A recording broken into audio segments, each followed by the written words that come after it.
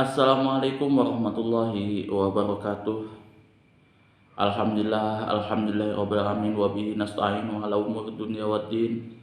Wassalatu wassalamu ala asyrafil anbiya'i wal mursalin sayyidina wa maulana Muhammadin wa ala alihi wa sahbihi ajmain. Rabbi shrah li sadri wa yassir li amri wahlul 'uqdatam min lisani yafqahu qawli. Amma ba'du. Hadirin hadirat jamaah kaum muslimin wa muslimat yang dirahmati oleh Allah Subhanahu wa taala. Kali ini kita akan membahas tentang macam-macam air, bagian keempat yaitu air najis. Nah, kemarin kita sudah membahas fungsi-fungsi air, pembagian air berdasarkan fungsi-fungsinya, yaitu air mutlak, air suci mensucikan yang mana tidak ada syarat di dalamnya. Kita bisa menggunakan air tersebut untuk mandi besar, kemudian berwudu dan lain sebagainya. Yang kemudian lanjut lagi pembagian yang nomor 2, air suci mensucikan tapi makruh untuk digunakan, yaitu air musammas, air yang sudah dipanaskan, terjemur dan lain sebagainya. Yang ketiga, air suci tapi tidak mensucikan atau air musta'ma, air sisa dari air sisa yang digunakan bekas bersuci, kemudian air teh, kopi dan lain sebagainya. Itu masuk dalam kategori air suci tapi tidak mensucikan. Nah, di pembahasan sebelumnya juga dibahas air-air suci mensucikan yang terdapat di seluruh negara. Contohnya adalah air laut, air hujan, air tawar, air sungai, kemudian air sumur, mata air, air salju, dan air dingin. Ini masuk dalam kategori air mutlak yang bisa digunakan untuk bersuci. Lanjut kepada pembahasan selanjutnya, air najis. Wal qismu rabi'u, dan pembahasan yang keempat, pembagian yang keempat, ma'un najisin. Ma'un najisun, air najis. Mutanajjisun, air yang terkena najis. Wa huwa qisman. Nah, air najis ini dibagi menjadi 2. Nah, kalau kita lihat sebelumnya, di pembahasan sebelumnya dalam kitab Safinatun Najah atau kitab-kitab yang lain yang mungkin teman-teman sudah belajar, itu ada 2, air yang sedikit dan air yang banyak. Air yang sedikit adalah air yang lebih dari 2 kula. Air yang sedikit adalah air yang kurang dari 2 kula. Air yang banyak adalah air yang lebih dari 2 kula. Nah, ini nanti teman-teman bisa catat sebelumnya, ya, gambaran sebelumnya itu kalau dikatakan di dalam ilmu fikih, kalau air sedikit adalah air yang kurang dari 2 kula. Air yang banyak adalah air yang lebih dari 2 kula. Ahaduhuma qalilun, salah satunya adalah air yang sedikit. Wa huwa alladzi khalat fihi najasatun taghayyara amla, ialah air yang terkena fihi alladzi wa huwa alladzi khalat fihi, ialah alladzi, air yang khalat tertimpa atau terkena fihi di dalam air tersebut, di dalam air yang sedikit tadi, najasatun, tertimpa najis. Nah, najasatun di sini masuk dalam kategori fa'il, ya. Di sini kedudukannya adalah sebagai fa'il dari kholat. Makanya kholat di sini ada tak mati di sini, kholat, fa'il dari kholat. Taghayyara, berubah, statusnya berubah, airnya tersebut, air yang sedikit itu berubah amla atau tidak. Jadi meskipun air tersebut berubah atau tidak tertimpa najis, maka masuk dalam kategori air najis, air yang tidak bisa digunakan untuk bersuci dan berwudu. Wahwa ialah air atau wal halu annahu ma'un dunal kullatain, dan keadaannya tersebut dalam keadaan annahu sesungguhnya air tersebut, air yang sedikit tersebut, ma'un ialah air, dunal kullatain yang kurang dari 2 kula, wa yustasna dan dikecualikan di sini, musannif mengecualikan min hadzal qismi dari pembagian ini, al maitatu bangkai, allati la damalaha sa'ilun inda qatliha aw saqi udwi minha,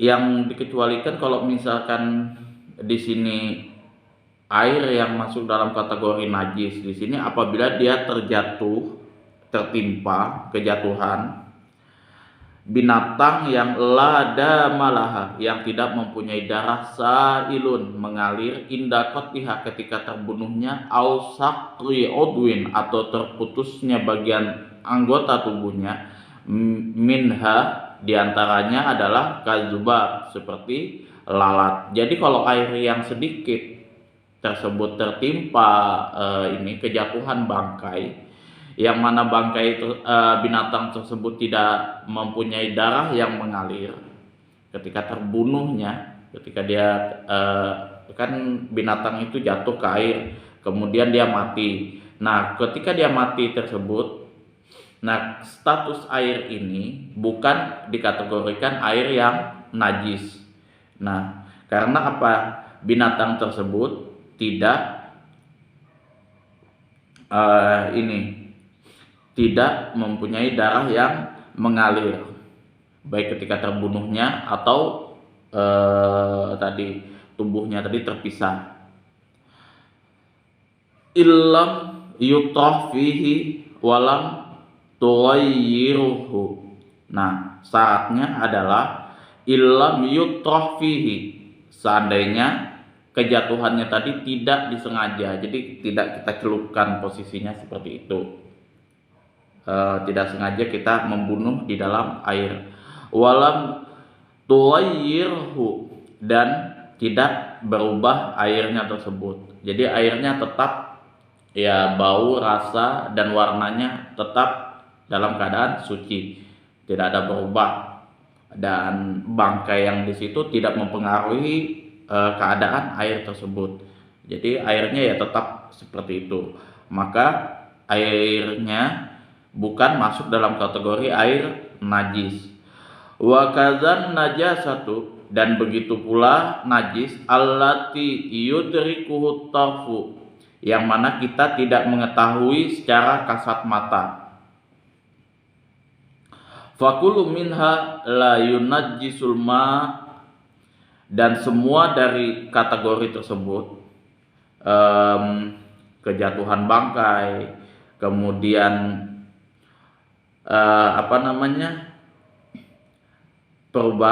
kemasukan najis yang tidak diketahui oleh mata karena najis tersebut sedikit, ya, yang kecil kayak gitu. Nah, tapi dia masuk dalam kategori najis. Nah, maka tidak membuat air tersebut najis. Fakulu minha, dan semua dari kejadian tersebut, la yunajjisuhul ma, tidak membuat air tersebut najis. Wa yustasna aidon, dan mengecualikan juga musannif ini mengecualikan juga suwarun, contoh-contoh mazkuratun yang telah disebutkan fil mabsutat, pada keterangan yang lebih panjang lebar seperti itu. Wa asarul qismisani, dan musannif memberikan isyarat pada pembahasan pada bagian Yang nomor 2, min qismir rabi biqaulihi, dari bagian yang nomor 4 dengan perkataannya, au kana kasiron kullatain, meskipun atau keadaan air tersebut dalam keadaan banyak, kasir banyak, kullataini lebih dari dua kullah, fa aksar atau lebih, fataghayyara yasiron au kasiron. Nah, meskipun perubahannya tadi sedikit atau banyak. Jadi kalau misalkan di sini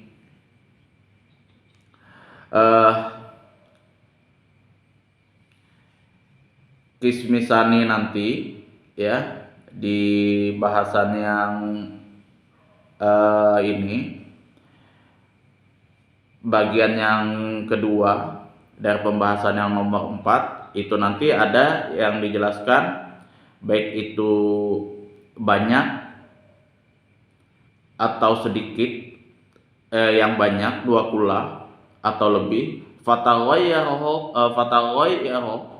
Nah, di sini perubahannya sedikit atau banyak. Nah, ini nanti dibahas di bagian yang kedua. Wa kullatani, dan adapun air yang masuk dalam kategori 2 kula, khamsu mi'ata ritlin, 500 ritel.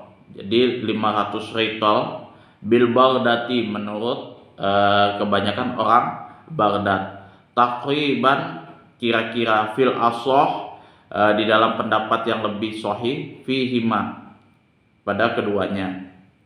Nah, fihima ini fi kullatain. Jadi kalau masuk dalam kategori 2 kulah itu adalah 500 ritel, bukan liter ya, ritel, 500 ritel fil Baghdadi, menurut orang-orang Baghdad. Wariplu, dan ritel di sini, satu ritel ini, al-Baghdadiyu, menurut orang-orang Baghdad, indan Nawawi, menurut Imam Nawawi, mi'atu wa samaniyatun wa ishruna dirhaman wa arba'u asba'i dirhamin. Menurut Imam Nawawi adalah 128 dirham atau 4/7 dirham. Wa tarakal musannif, dan musannif tidak membahas kisman khomisan, bagian yang kelima, wahwa ma'ul mutahhirul al-haram, yang itu adalah air yang suci, al-haram, yang haram. Kok ada air suci tapi haram untuk digunakan? Kalau wudu, seperti untuk berwudu, bima maghsubin, dari air yang digosok. Nah, menggosok dengan mencuri beda. Kalau menggosok ini seperti ini, misalkan teman saya punya rumah, ya kan, punya gentong, yang mana saya tahu nih, teman saya itu karena teman baik, teman akrab, tahulah kalau saya minta berwudu di situ, minta air di situ, nggak ada masalah meskipun saya tidak izin. Nah, tapi pada kondisi ini, saya menggunakan air berwudu tersebut, bersuci dan berwudu, tidak izin sama orangnya. Tapi saya tahu kalau teman saya itu pasti ikhlas. Nah, itu yang namanya gosok. Kalau mencuri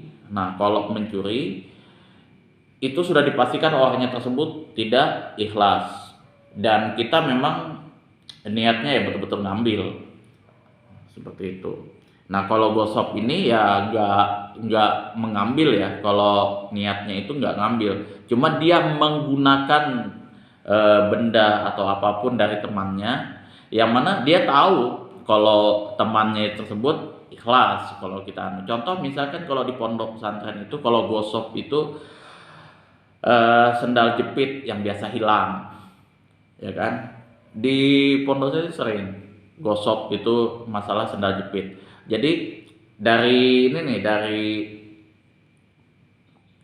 pondok, dari masjid, dari musola ke kamar. Nah, karena sama-sama satu kamar, saya pakai sendal teman saya ini ke kamar kayak gitu. Ya, sendalnya saya taruh di luar kamar. Nah, kalau teman saya nyari sendalnya ada di kamar tersebut. Nah, cuman ketika saya menggunakannya saya tidak izin. Nah, itu yang namanya gosok. Beda halnya kalau mencuri. Mencuri adalah menggunakan barang orang lain tanpa izin, dan itu memang niatnya untuk diambil sama sang pencuri tersebut. Kalau gosok tidak, dia tidak mengambil, dia tidak ada niatan mengambil, dia cuma mempergunakan benda tersebut tanpa izin seseorang yang punya. Itu yang namanya gosok kalau di pondok kami. Nah, adapun gosok-gosok yang lain di luar-luar ya saya kurang paham. Nah, kalau misalkan dia tidak izin dan dia mengambil keseluruhan hak milik itu, kemungkinan kalau menurut saya itu masuk dalam kategori mencuri. Itu sih kalau kejadian-kejadian yang dialami di pondok biasanya. Bahkan kalau sendal kami itu biasanya dikunci. Itu sih kalau pembahasan. Sekali lagi, inilah pembahasan tentang bab toharoh, yaitu pembahasan tentang macam-macam air di part 2. Nah, di part 2 ini saya sudah pembahasannya tidak begitu panjang lebar kayak part 1 kemarin. Ini adalah sisa dari pembahasan yang pertama. Kalau yang pertama saya ulangi lagi, itu bagian-bagiannya adalah bagian-bagian air adalah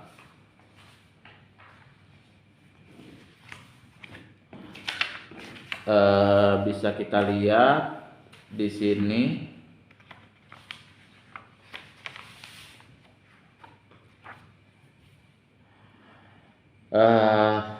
Yang pertama air langit, ya kan, air yang jatuh dari langit seperti air hujan. Yang kedua air laut, air asin. Yang ketiga adalah air tawar, air sungai. Yang keempat adalah air sumur, air mata air salju, dan air dingin. Nah, itu bisa kita lihat di sini nanti ya videonya ada, teman-teman bisa lihat itu pembahasan tentang macam-macam air. Nah, kemudian dikumpulkan lagi dari ke semua air tadi fungsinya dan keadaannya. Di sini ada air yang suci mensucikan. Nah, ini masuk dalam kategori air mutlak. Kemudian yang kedua adalah suci mensucikan tapi makruh menggunakannya. Contoh air musammas itu. Kemudian yang ketiga air suci tapi tidak mensucikan, yaitu air mustakmal. Kemudian air najis. Nah, itu adalah air yang tidak bisa dipergunakan sama sekali. Nah, kalau air najis ini dibagi menjadi dua. Air yang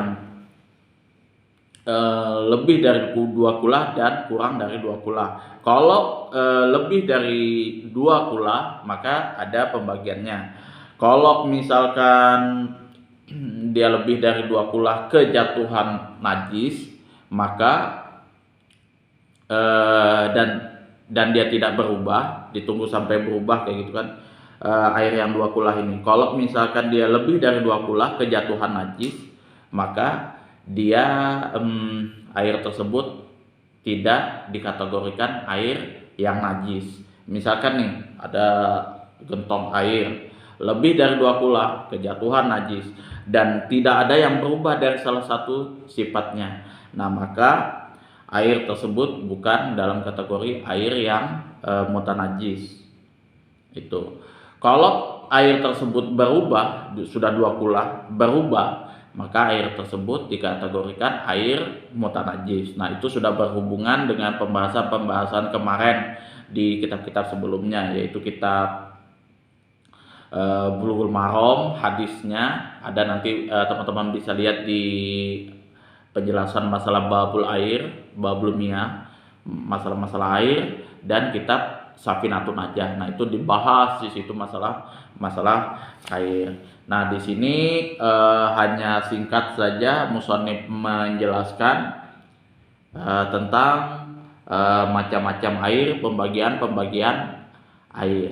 Nah, kalau biasanya di kitab-kitab itu pasti bahasannya yang paling rumit itu adalah babut toharoh, bab toharoh. Nah, kemudian lanjutannya nanti ada faslun fi dzikri syai' minal a'yanil mutanajjis, pembahasan tentang menyebutkan sesuatu benda yang mutanajis. Nah, ini nanti beda lagi pembahasannya. Jadi pembahasannya yang kali ini yang nomor 2 sangat singkat karena sisa dari pembahasan yang kemarin.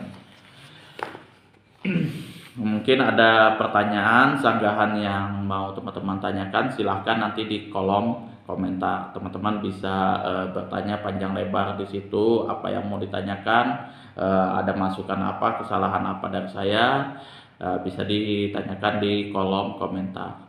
Akhir kalam, assalamualaikum warahmatullahi wabarakatuh.